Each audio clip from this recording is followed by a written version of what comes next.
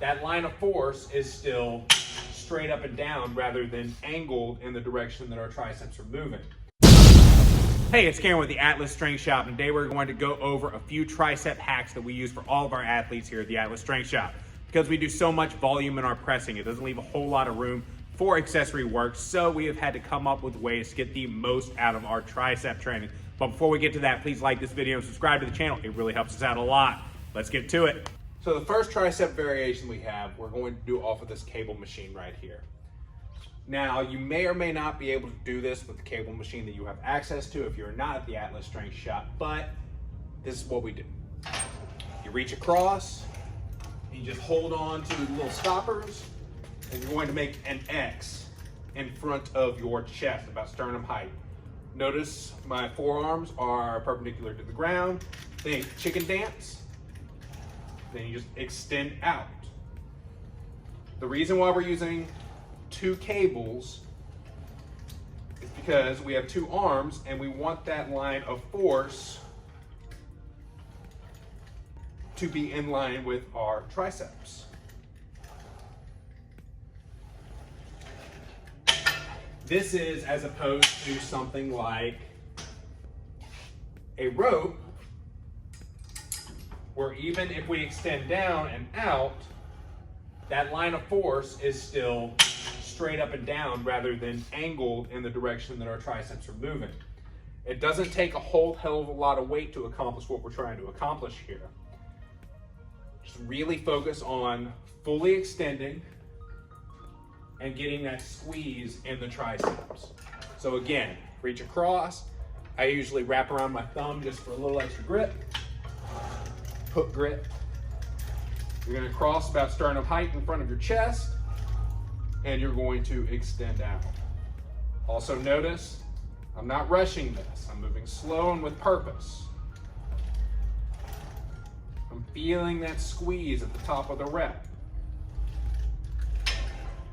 So yeah, already I feel a little bit of a pump in my triceps. Now, in the event that you can't set something up like this wherever you are, instead of using a rope, try to find some D handles that are a little bit longer.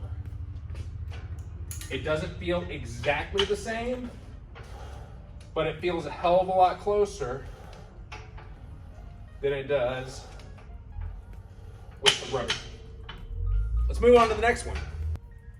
So this next movement is a tried and true movement, and it is the skull crusher. Traditionally, you may have seen it done like this, where the weight is locked out over the shoulders, you come down next to the ears, and then you lock back out over the shoulders. Whether you're doing this with dumbbells, easy curl barbells, that's the movement, is a skull crusher.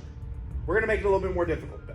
Get a little bit more out of the triceps by shifting back a few inches. You'll start to feel the tension on the triceps almost immediately, but we're just going to keep our upper arm there, pivot at the elbow, come down, and then lock back out. So you're locking out over your face rather than your shoulders.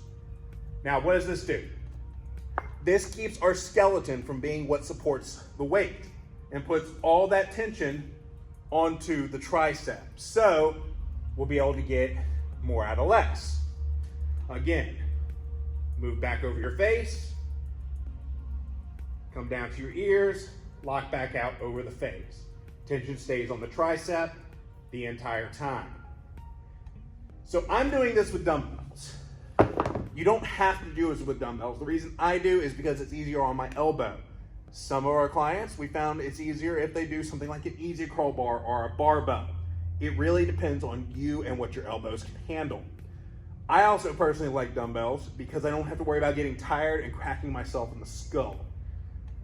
They make more sense to me. But I don't believe in dogma.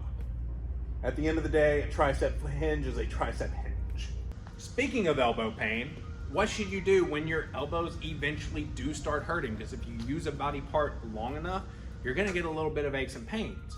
I generally switch to a band for a little bit instead of doing the cable machine or the skull crushers, and I find it helps me out a ton. Cool thing about bands is you can still get a lot of resistance at the bottom of the movement, but it's a lot less at the top, which is generally where your elbows are going to be hurting you.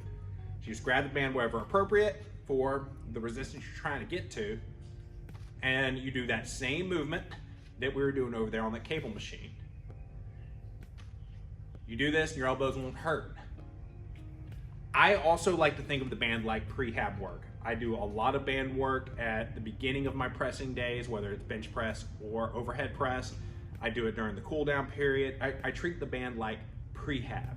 This helps keep the elbows from hurting because it gets a lot of blood to that connective tissue that holds your body together rather than hopes and prayers. So that's it for the video. If you like this video, then please like it and subscribe to the channel. It helps us out a ton. If you're in the Baton Rouge area, shoot me a DM on Instagram. Let's set up a time for you to come and check us out, join this community we've worked so hard to build. If you're not in the Baton Rouge area and you still like to support us, best way to do that is head to the website. We've got some apparel options on there and we got some programming options. Until next time, keep that Titan.